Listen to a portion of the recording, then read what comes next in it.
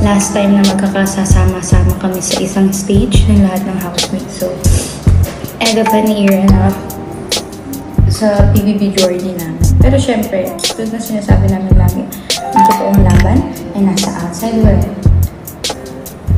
Kumbaga, it's a different journey na yung tatakakin namin dito sa labas ng bahay ni Kuya. We're very excited.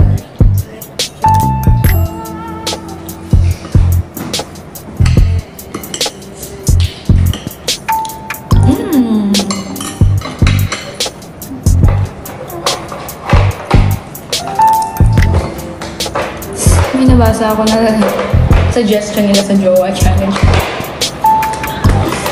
Goal mo na po. Hindi talaga. Goal mo na po. Nagagamit mo ang kanya. Paano yun? Ikaw na pinapin mo na ng Jowa. Ha? Ano? Wala mo na lapin mo na ng Jowa. Ano love team? Wala ko love team. Neck. Eh di wag sabi. Alam nyo, sobrang dami kong gusto makakolab sa vlog ko, pero kasi hindi ko hawak yung schedule ng lahat ng tao sa mundo. And lahat busy. Like even ako, hindi ko alam kailan makakapag-shoot ng vlog, ganyan, sinisingit na lang kasi nga, minsan madaling araw na kami nag-shoot, sobrang gabi, ganyan. Kasi yun na lang yung nahahanap namin ng time. And syempre, kahit yung mga madaling araw na yun, yun lang din yung time namin para magpahinga. So, pwede pa kuha yung charger. So, alam niyo yun, kaya nakakahiyang mag-ayang mag-vlog. Kasi, alam ko na busy yung mga tao. Busy sila and may iba silang mga priorities. And syempre, yung free time nila na nabibigay sa kanila is yun na lang yung free time nila para magpahinga, para gawin yung mga gusto nilang gawin. Kasi nga, ako kahit parutis, hindi ko magawa sa sarili ko. So, parang ayoko nang i-take yun sa kanila. Kaya nahihiya ako mag-ayang mag-vlog. Kaya minsan, pag sila yung nagsasabi na, tara, siya tayo ng vlog mo. Na ano ako, parang wow, hindi ako makakaabala. Parang gano'n.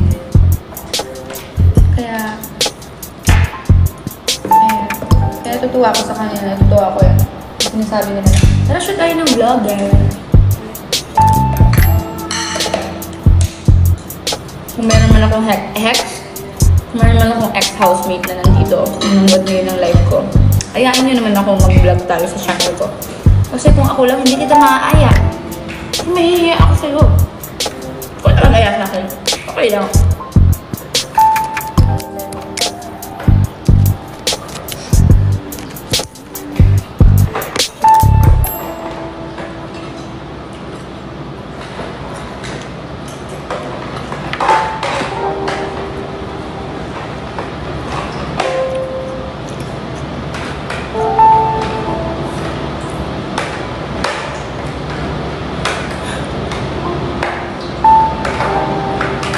O game na.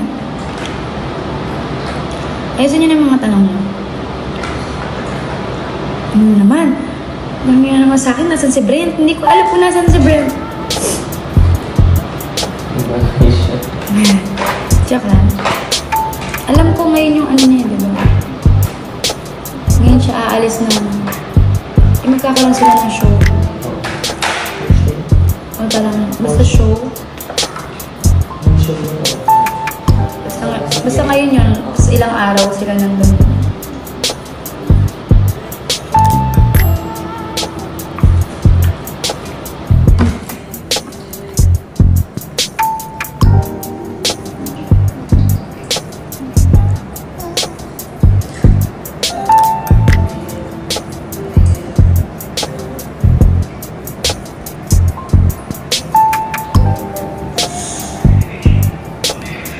Hindi.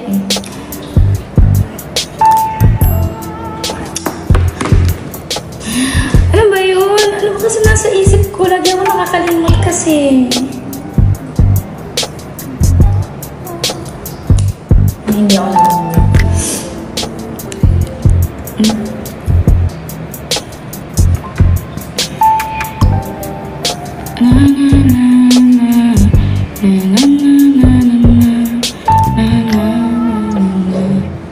Minsan gusto ko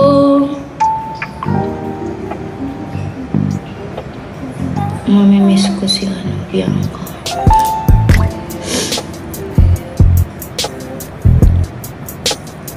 Magtanong kayo ng maayos. Tapos yun yung itap nyo, yung nakikita dito. Yun na itap nyo, yung pinakagusto nyong tanong. Ay, yun na lang! Ano yung pinakagusto nyong tanong sa akin? Sige, ganito. Kung ano yung lalabas dito, sasagutin ko talaga. Like, sasagutin ko talaga. Kahit anong mangyari, sasagutin ko. So, kung ano yung pinaka-top question na ilalabas dito. Alam niyo yung parang 1, 2, 3, 4, 5, 6, 7, 8, 9, 10 yung ganun. Yun. Tapos sagutin ko.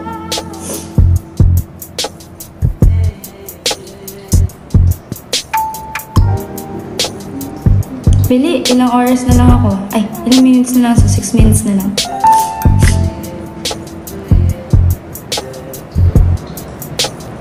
Grabe, ano ba yun? Ano nababasa ko sa inyo? Ano nababasa ko? Lilipat na ako ng Instagram.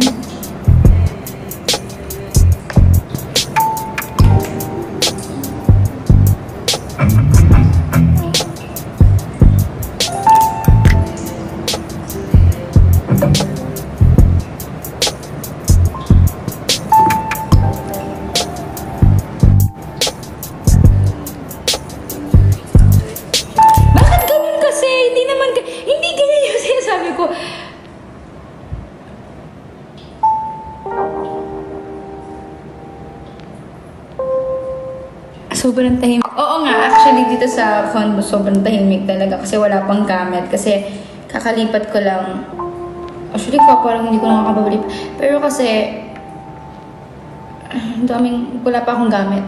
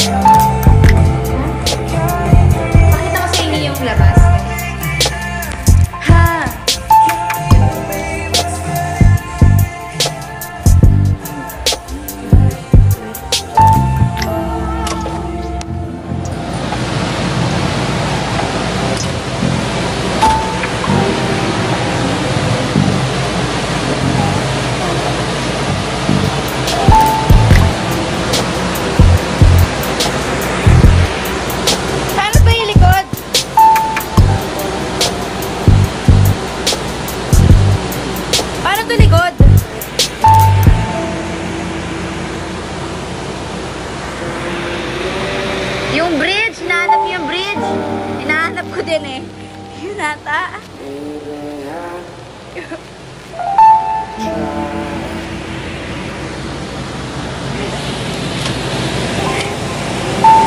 Aray.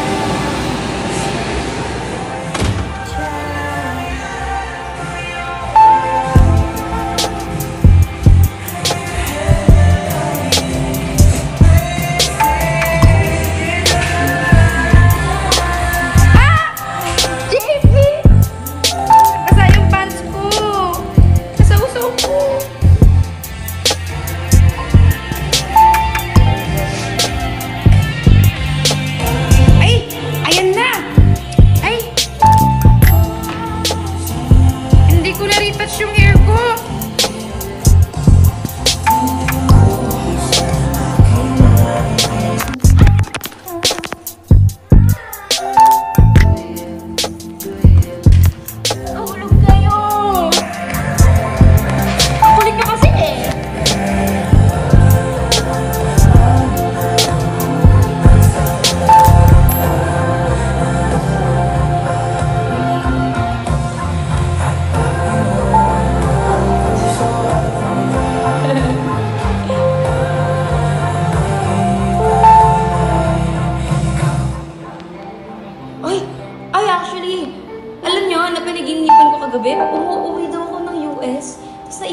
passport ko. Nasa airport na daw ako. Malapit na ako sa airport. Naiwan ko pa yung passport ko. So, kumuha daw ako ng, alam niyo yung nagde-deliver na motor? Ganon. Nagde-deliver na motor. Tapos sabi niya, ma'am, nasa Cavite pa po ako eh. Nasa Cavite. Ingay. Nasa Cavite pa po ako. Ganyan-ganyan. Tapos hindi, 30 minutes pa daw kasi kain pa siya. Tapos hour, tapos 1 hour ulit. So, 2 hours and 30 minutes. Sabi ko, ala, bakit di na po ako umabot? Ganyan, ganyan. Sorry.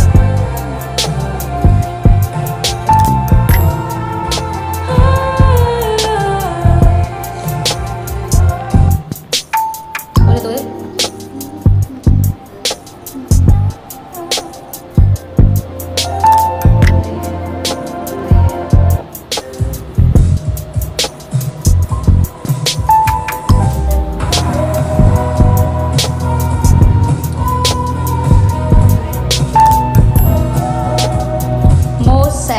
Chance ba si Will?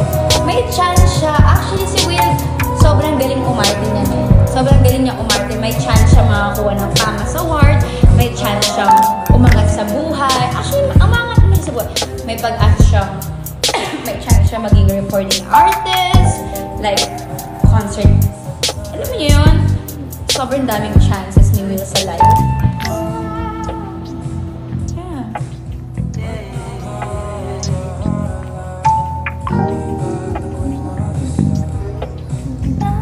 Na-cross na... Okay. Moset, na-cross na ba ang bridge? Lagi kami nag-cross ng bridge. Lalo na yung like, pagka may tubig sa baba, ganyan. Actually, nung bata ako, kwento ko sa inyo. Nung bata ako, nahulog ako sa bridge.